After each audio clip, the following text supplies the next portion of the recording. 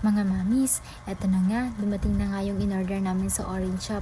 At alam nyo ba mga mamis, excited na kami na open ito at paggamit sa kanilang sa aming mga bagets. Kasi alam nyo mga mamis, yung games na to ay talaga namang para talaga to sa kanilang interaction dalawa. Gusto namin matuto sila makipag-interact lalo sa bawat isa. Tapos syempre, interaction between mom and dad.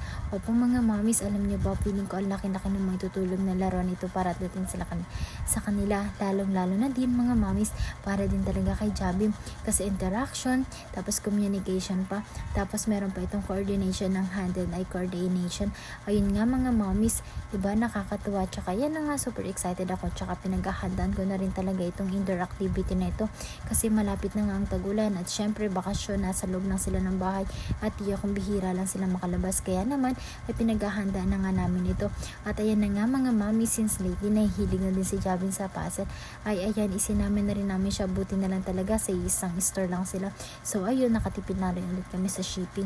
Tapos after yan, mabuksan, ayan na nga, pinasok ko na nga at syempre ayan yung mga ipapagawa kong activity, pina-assemble ko na nga siya mamis kay Jabin at kita nyo naman ang bilis-bilis niya din talagang ma-assemble yan kasi parang basic lang sa kanya yung mga ganyang bagay.